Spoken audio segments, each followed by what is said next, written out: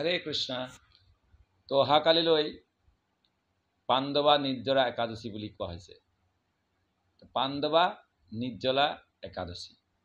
তো একাদশীটো আমি সকলোৱে জানোৱে, একাদশী কৰিব লাগে।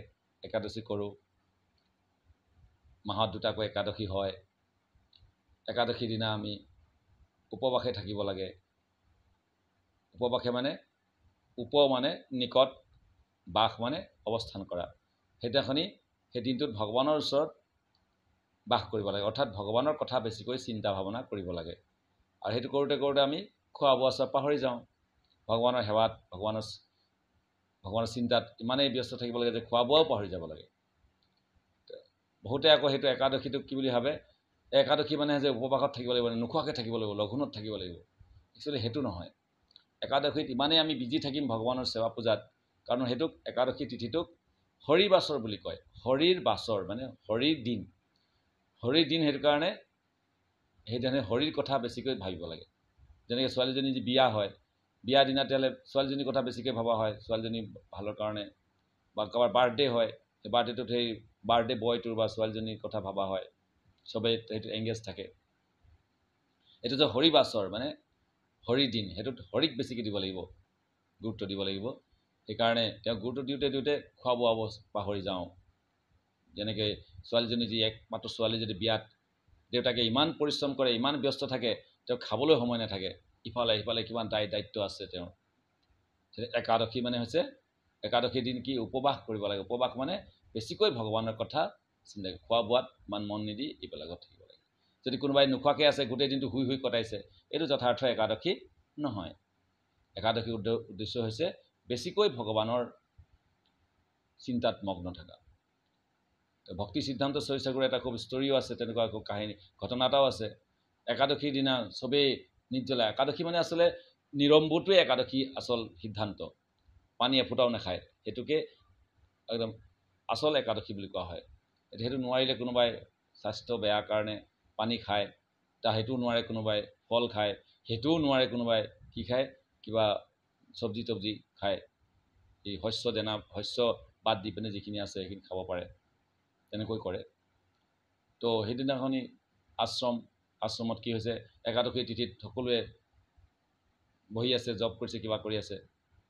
তেতিয়া দিনত এই আশ্ৰমৰ মঠৰ কি হয়, খেতি বাতি থাকে।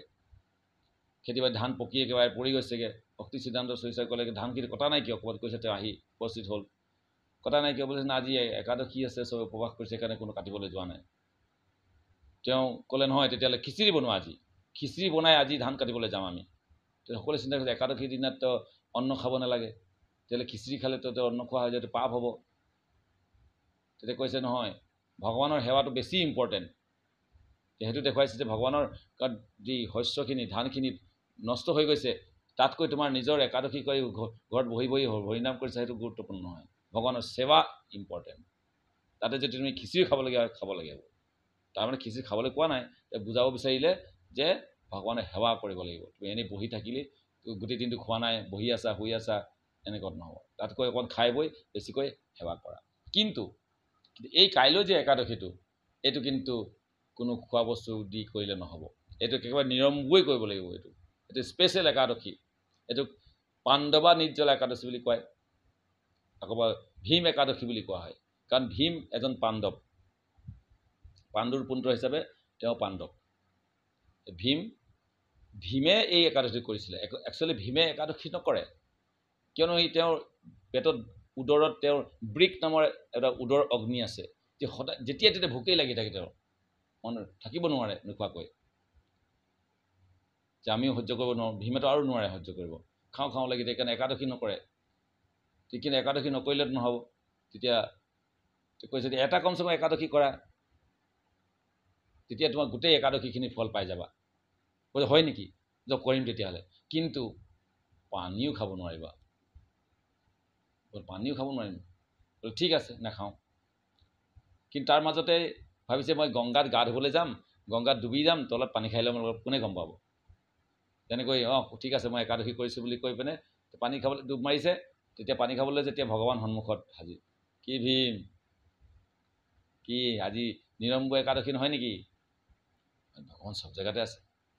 তথাপি তেওঁ ভীমে নোৱাৰে কৰিব, অকণমান সময় নোখোৱাকৈ থাকিব, তেওঁ তথাপিও এই একাদশীটো কৰিছিলে, কাৰণ শাস্ত্ৰত আছে একাদশী কৰিব লাগে।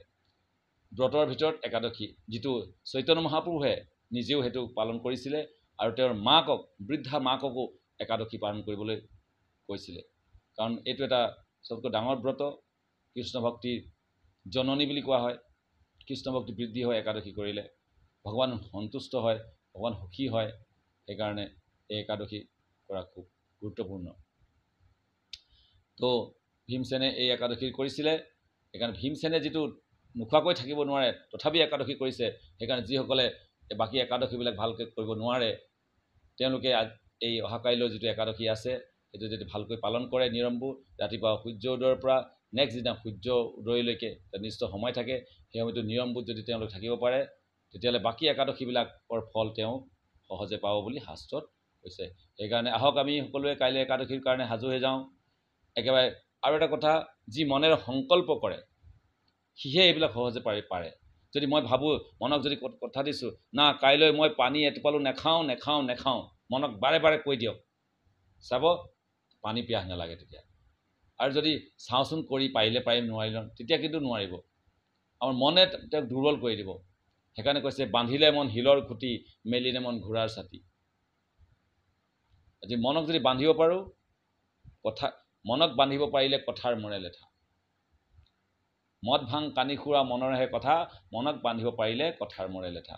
সেইকাৰণে আমি যদি মনত সংকল্প এবাৰ কৰি লৈছোঁ, আমাৰ মনটো এনেকুৱা এটা বস্তু, যি সংকল্প যদি কৰি লয় সি অসম্ভৱক সম্ভৱ কৰি দিব পাৰে। মই মাত্ৰ 15 দিন নোখোৱাকৈ আছিলোঁ, একো নহ'ল, দুৰ্বল লাগিছিল, কিন্তু একো নহয়। কিন্তু সেই খোৱাৰ টাইমটোত অকণমান কেনেকুৱা লাগে, অলপমান ভিতৰতো কেনেকুৱা দুৰ্বল লাগে, কিন্তু মানুহ একো নহয়। ষ্ট্ৰং মনৰ মানসিকভাৱে ষ্ট্ৰং থাকিলে তাৰ একো নহয়, সেইটো চিয়'ৰ। মানুহ নমৰে, কিন্তু সহ্য কৰিব পাৰিলে একো নহ'ব। তো সেইকাৰণে আপোনালোকে কৰক, সকলোৱে আহক আমি সকলোৱে কৰোঁ। আমি এতিয়া বৃন্দাবনত আছোঁ, বৃন্দাবনত কাইলৈ গোবৰ্ধন পৰিক্ৰমা কৰিম বুলি ভাবিছোঁ। সকলোৰে কাৰণে প্ৰাৰ্থনা কৰিছোঁ, যাতে সকলোৱে এই পাণ্ডৱা নিৰ্দয়া একাদশীটো ভালকৈ পালন কৰক, কৰিবলৈ ভগৱানে আপোনালোকক শক্তি দিয়ক, পালন কৰি ভগৱানৰ কৃপা আশীৰ্বাদ লৈ আপোনাৰ জীৱন ধন্য কৰক। মই এই বৃন্দাবনত পৰিক্ৰমাৰ সময়ত গিৰিৰাজৰ ওচৰত প্ৰাৰ্থনা কৰিম, আপোনালোকক কৃপা কৰক, তাৰ পৰা যাতে আপোনালোক শুদ্ধ ভক্ত হৈ ভগৱানৰ বাণী প্ৰচাৰ কৰি জীৱনটোক ধন্য কৰক। হৰে কৃষ্ণ কৃষ্ণ কৃষ্ণ হৰে হৰে, হৰে ৰাম ৰাম ৰাম হৰে হৰে। পাণ্ডৱা নিৰ্জলা একাদশীৰ কাৰণে সকলোকে শুভেচ্ছা জনালোঁ। হৰে কৃষ্ণ, ধন্যবাদ।